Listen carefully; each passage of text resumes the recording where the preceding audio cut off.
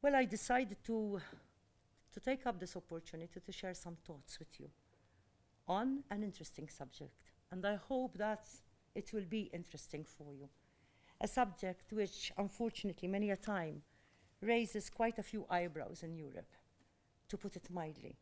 Yes, when one speaks of Africa and Europe, many a time, many are prompted immediately to speak of migration. Therefore, I thought I will use this opportunity to share some of my thoughts with you about what I believe Africa stands for and the importance of creating a more sustainable, respectful, and mutually beneficial relationship between the peoples of Europe and Africa. I believe that Europe cannot afford to wait any longer to change the perspective of how we perceive the peoples and the countries of Africa. Many a time, the African continent is perceived by Europeans as the problematic migrating continent. However, very recently, during his State of the Union address last September, the President of the European Commission, Jean-Claude Juncker, described Europe and Africa as the twin continents. So the coining of this phrase isn't my coining, but it was President Juncker's. The new way of describing our continents gives me hope for the future, though I am still very skeptic as to whether this description of Europe and Africa, which was shared by President Juncker himself, is truly believed, felt, and embraced by many across Europe. When we as Europeans acknowledge the links that both our continents have, then we will realize that our future lies together and that our peoples will either stand or fall together. And let me identify some links that we have. For example, we share the same sea as two continents. The Mediterranean Sea links us together as two continents. We share the same history. Africa was so colonized by Europeans. So that's our history too. We also, many of the African nations, share many values with us. Countries like the United Kingdom and Malta, who are members of the Commonwealth of Nations, and many African countries are also part of the Commonwealth of Nations. So these are some very obvious links that our two continents have together. Understanding this first very fundamental point is crucial to create the much needed opportunities for effective dialogue and long-lasting friendship. I am convinced that our communities here in Europe need to be better informed about the benefits of a more open and respectful relationship and collaboration between the peoples of both our continents. Definitely, we must not continue to perceive Africa from a migration or from a complex, diverse cultural point of view. In fact, I believe that we should be celebrating our diversity. Diversity enriches us. Diversity brings sustainability. When we recognize and acknowledge our diversity, we would be building a solid foundation for effective dialogue and long-standing friendship to take place. I also believe that we must respectfully acknowledge that members of the diverse African diaspora in Europe are already a vibrant, integral part of our European societies. The African diaspora in our European countries has a crucial role to play. Africans in Europe are helping us to achieve equitably shared development and inclusive prosperity. We must truthfully admit that the African diaspora is a positive contributor to the European economy. Unfortunately, however, as Marie-Chantal Witonze, president of the African Diaspora Network in Europe, said recently, there is still a lot of stigmatization of Africa and of migrants in Europe. The president of the African Diaspora Network in Europe, who has been working with the diaspora community in the European countries for a long time, believes that there is still not enough effort being made to address the deep-rooted causes of prejudice against Africans, and that such prejudice is causing unnecessary social tensions. Honestly, I have to agree with her. as we are really living in a precarious period of time in our human history. The voices of populists and political extremists are becoming louder, often using the issue of migration as a way of promoting dangerous ideologies. Unfortunately, some Europeans have not learned the lesson from our history of conflicts in our continent.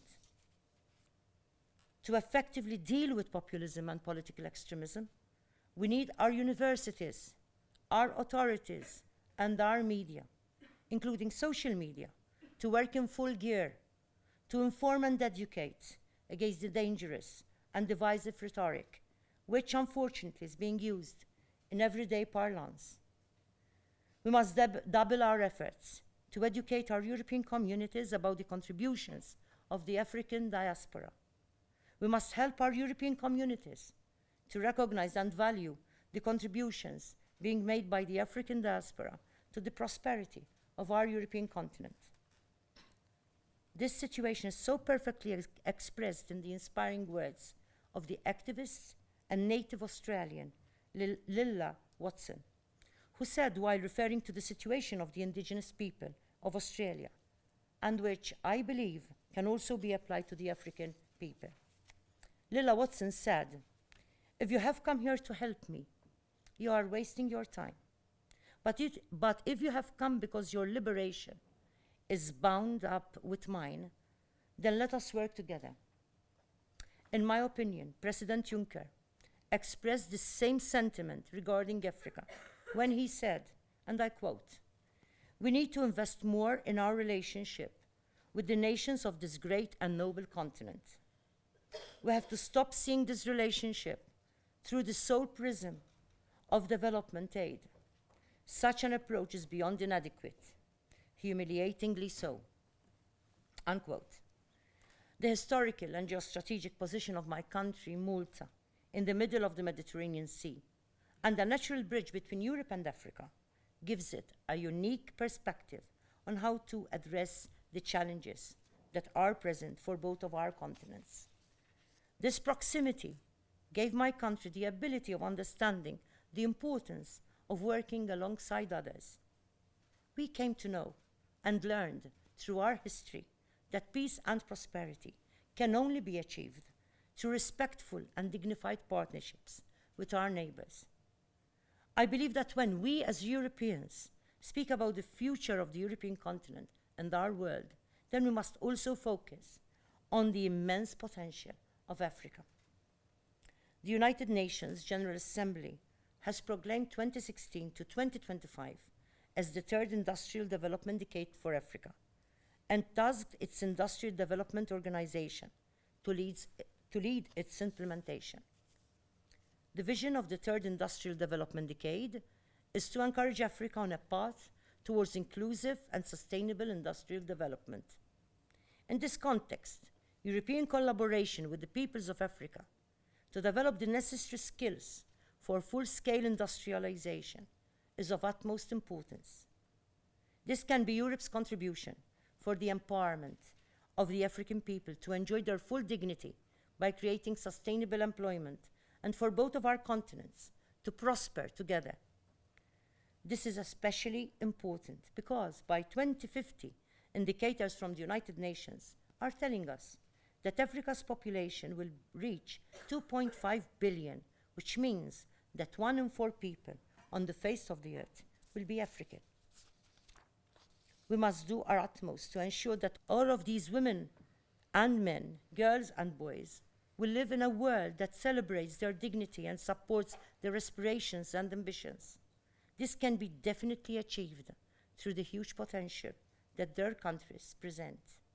This is why we must respond urgently to the need for sustainable investment through fair and equitable partnerships in the countries of Africa.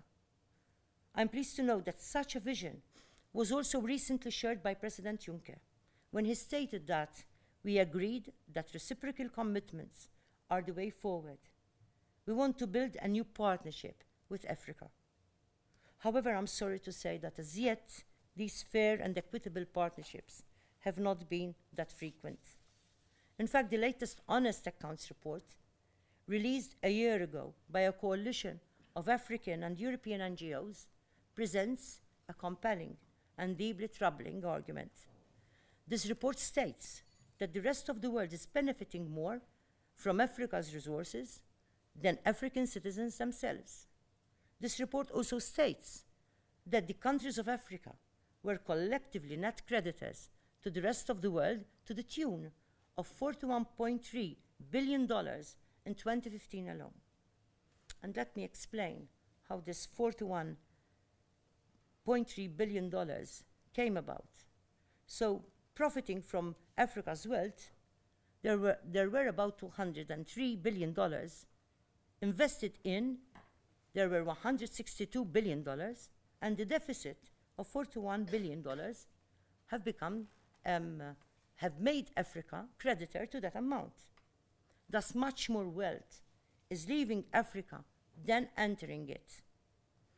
As a result of these injustices, many African people are being trapped in poverty, as more money is being flown out of Africa than is being poured into the continent.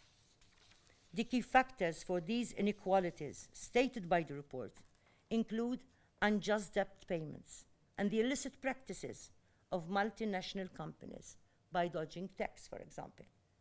Such reports make it clear that Africa does not need charity from Europe or any other country in the so-called developed West, as Africa has all this potential for growth. Therefore, I believe that the very first and foremost investment that is needed for the people of Africa is for Europe and the international community to invest in the dignity of the African people. What Africa needs, alongside respectful investment and partnership, is an end to the systematic exploitation of its resources and its peoples. I sincerely hope that the people of Africa will stop being robbed. We truly need a global commitment to end the exploitative and undignified behaviors towards the African peoples. The only way forward is to build new collaborations with African businesses, African communities, and African countries. Collaborations which are built upon a spirit of mutual trust and respect. This was the spirit of trust and respect that my government displayed during the high-level Valletta Summit on migration held in 2015. The summit was an example of Malta's ability to bring together many of the European and African leaders around one table. While the summit focused on the challenges posed by migration, the outcomes also included a particular emphasis on the much-needed investment in the countries of Africa. The outcome document explicitly commits the leaders of Europe, the Mediterranean, and Africa to promote regional economic integration between European, South Mediterranean, and Sub-Saharan countries, while also developing educational networks between European and African vocational training institutions. The summit directly contributed to the setting up of the EU Emergency Trust Fund for Africa to promote development and investment in Africa. Another important proposal put forward by President Juncker in September 2018, this September, is the setting up of an alliance for sustainable investment and jobs between the countries of Europe and Africa. It is projected that this alliance will help to create up to 10 million jobs in Africa within the next 5 years. On the other hand, the European Union's external investment plan, launched 2 years ago, is already mobilizing over 44 billion euros in both public and private investment. I hope that the creation of a free trade area by the African Union will encourage Europe to invest sustainably in Africa. I hope that this free trade area in Africa will ensure that more and more businesses across the globe will invest in Africa and will leave a positive impact where it is most needed. The establishment of the African Free Trade Area will also make possible the proposed launch of an African Economic Community by 2028. All this indicates that the African continent is picking up to be the next emerging economy in the next decade. Therefore, Europe must act now, as Africa is offering huge opportunities for us as a continent to grow and prosper. However, I believe that the successful implementation of these initiatives will depend on the effective development of the socio-economic potential of African societies. As President of Malta, I have had the opportunity to visit a number of African countries where I led business delegations from my own country. From these experiences, it was very clear to me that African governments, entrepreneurs, and businesses are ready to find genuine collaborations and to build strategic partnerships for our mutual prosperity. Let me give you an example. For example, I was in Ghana leading a business delegation from Malta, and we really found a huge number, one would say, of businesses, Ghanaian businesses, who were so ready to partner up, to collaborate with Maltese businesses. And we had, in a short while, we had the result of huge investment because of these respectful collaborations. And one would say that, I can say that this really is a way forward for mutual prosperity, because Maltese businesses need, one could say, external partners to continue to prosper, while Ghanaian businesses would need partners outside of Ghana to continue to extend and prosper. We had the result of, for example, a company in particular of 40 million, and 40 million by Maltese standards is huge. So if Malta, tiny Malta, in the middle of the Mediterranean can make this happen, I can't imagine what bigger countries and bigger businesses can do about collaborations. We have also, through the state visit, we also decided on opening up our very first Maltese High Commission in Sub-Saharan Africa, in Ghana. And also starting direct flights very soon by Air Malta, our legacy airline, our national airline, from Ghana straight to the middle of the Mediterranean. So there is much potential. If Malta can find such potential, there is huge potential for much bigger countries and much bigger businesses. I have also had personal experiences, and this is another aspect to it, where civil society is working together with civil society in Africa to also create community-level empowerment. And I have seen, for example, I also visited hospitals where there is collaboration between civil society from Malta and from the country that I have visited. Schools, for example, water projects. So there is such a lot. We can engage on so many levels. So if Malta can do this, and I repeat this, I can't imagine other countries what we can do. All this indicates that huge opportunities for prosperity are on the horizon of the African continent. Europe cannot afford not to be proactive, to develop its necessary vision of sustainable development, investment, and collaboration with its counterparts in the neighboring African continent. This is also a tangible way forward for Europe to continue with its growth. It is necessary for Europe's growth to seek sustainable investment further afield than its own shores. Africa presents this potential for Europe to grow. It has to grow further afield. And again, I will take an example with regards to Malta, my country. So our businesses in Malta, many of our businesses in Malta has become too small for them. So they are seeking collaborations further afield than our shores, and Europe to grow needs to do the same. So, and where else? Our nearest is definitely Africa. It's the next emerging economy in the next decade. So Europe must be proactive and move forward rapidly. Well, in fact, countries from all over the world are becoming more aware of this potential. They are making it their business to invest in the African continent. This September, at the opening of the Forum on China-Africa Cooperation, the President of China reiterated that plans for Chinese investment in Africa would amount to $60 billion as in 2015. However, President Xi Jinping also said that government debt from Chinese interest-free loans due by the end of this year would be written off for the poorest African nations, together with an increase in African value-added exports to China. I think this is very important, because one of the things that, or rather one of the factors that contribute to making more wealth getting out of Africa, rather coming into Africa, is the issue of debt. So I think that is a very good example by China. And also, it's even more, to me, telling the fact that it's not just, China's not simply speaking of taking up another $60 billion in investment, but also promising that it will increase Africans' value-added exports to China, which is very, very important. Well, China is well known for its pragmatic approach to global affairs. Therefore, the fact that China has identified Africa as an exciting emerging market with so many opportunities is a clear indication of the mutually beneficial partnerships that are possible when countries work together with African countries. I dream of such partnerships for Europe, partnerships that are built upon a true spirit of mutually beneficial economic growth and the global social solidarity approach, respectful of human dignity and promoting the long-term well-being of entire communities and societies.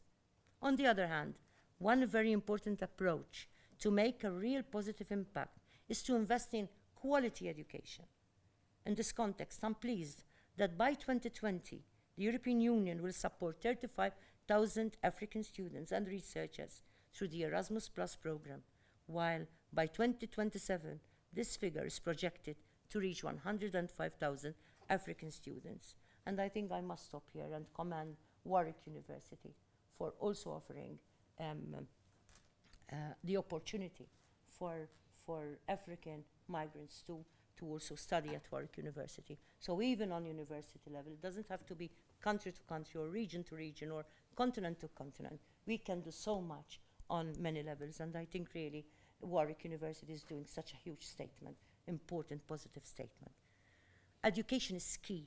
I'm pleased that the European Union has identified this very important collaboration.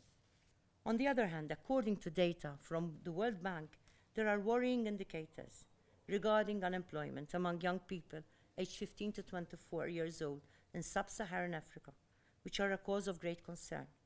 Unemployment and the lack of education or training within this age bracket in sub-Saharan Africa has hovered between 12% and 14% since the global financial crisis of 2008. Lack of proper education and training opportunities make it impossible to achieve dignified and sustainable employment. I also believe that in parallel, there is the need of collaboration between governments and the private sector to identify skills gaps and therefore create the needed education and training opportunities. Skills gaps between education and the needs of the labor market can be detrimental to the creation of sustainable employment. Addressing such issues is one of the goals that motivates another important initiative.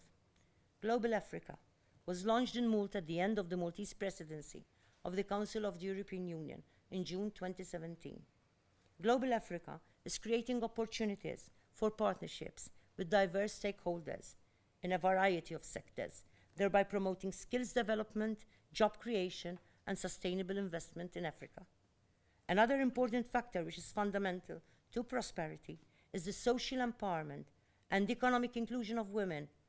This should be a top priority to ensure the success of our respective continents. I believe that the full implementation of sustainable socio-economic development in our world will only be possible when we learn to effectively protect, value, and promote the full participation of women at every level of society. Discrimination, injustices, and inequalities are a scourge that many women and girls in all of our countries are still facing simply because of their gender. While many governments in Africa are taking action to promote women's participation through comprehensive strategies for empowerment, education, and healthcare, there still is an unacceptable imbalance between women and men. Let me quote the inspiring words of the former Secretary General of the United Nations, Kofi Annan, who said that gender equality is more than a goal in itself. It is a precondition for meeting the challenge of reducing poverty, promoting sustainable development, and building good governance. without working to achieve gender equality, we will never reach the full potential of inclusive prosperity and sustainable well-being which Africa and our entire world deserve. I believe that we must encourage our governments to continue with their efforts to complete existing legal reforms for more gender equality. Women must be engaged at all levels of decision-making. For example, UN Women indicators show that when women are involved in the resolution of conflict and peace agreements, they are more likely to be long-lasting. We must ensure that discrimination which prevents women from accessing adequate healthcare, education, and economic resources are effectively addressed.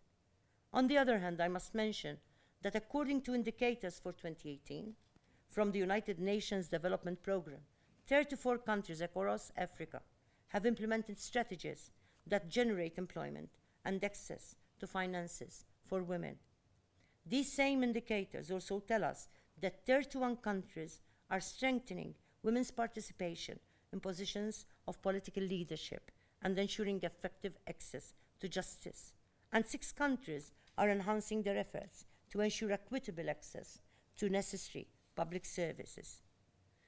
It is important for us to place these indicators in the context of African women's participation in the workplace.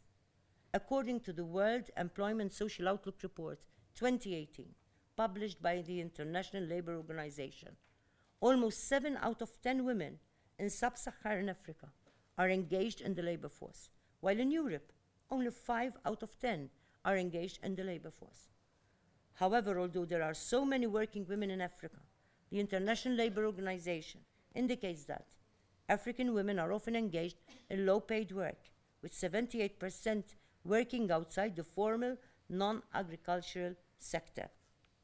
It is also important to note that according to indicators from the World Food Programme, if women farmers in Africa were provided with more essential resources, the numbers of people at risk of starvation in Africa can be reduced by 100 to 150 million.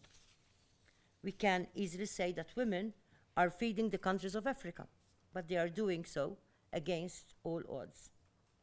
Can you imagine what we will achieve as one united world if these hardworking women had equal and equitable access to the necessary resources to achieve their full potential?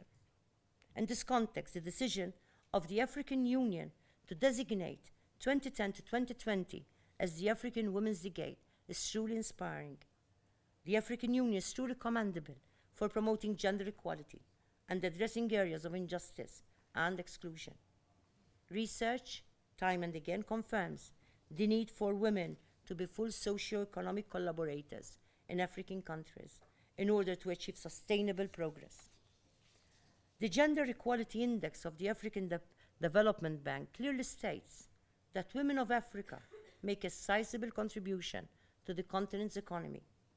In fact, African women are more active as entrepreneurs than in any other region of the world. For this reason, we must continue to be champions for our women and girls to achieve their aspirations, to start their own businesses, and to receive a top-level education, because these are not only of benefit for them as individuals, but also for their families, their communities, and countries. This reminds me of a most inspiring African proverb, which says, if you educate a man, you educate an individual. But if you educate a woman, you educate a nation. This is with all due respect to all the men in the room. But I like this proverb. When women share in leadership, they can more effectively transform social attitudes and cultural stereotypes in order to build a culture that values inclusion and promotes gender equality. In fact, there is growing evidence from UN Women that the leadership of women in positions of political decision-making not only has a positive effect on the decision-making process itself, women are also, according to an Inter-Parliamentary Equality in Politics report, more likely to collaborate across party lines to commit themselves to the elimination of gender discrimination and to pursue inclusive electoral reforms. For all of these reasons, and so many more, strengthening the role of women as equal contributors innovative entrepreneurs, and inspiring leaders is essential for the empowerment of Africa and our world. Ensuring that UNIDO's third industrial development decade is a success for Africa will be a crucial component to also effectively implement the United Nations Agenda 2030 and its 17 Sustainable Development Goals. As we all know, Agenda 2030 is a framework for nations to work in synergy to address the root causes of inequalities and injustices, while also building sustainable peace, inclusive prosperity, and holistic well-being for the benefit of all. Dear students, I would like to encourage you to be today's activists for positive change, so that tomorrow you will be the effective leaders of our world. You have all the opportunity to be collaborators in the great work of building societies based on the values of dignity and social justice. I am confident that you will work to achieve sustainable friendships between the peoples of our respective continents in a spirit of equality and inclusion, not only for your own benefit, but also for the benefit of all of our societies. Thank you.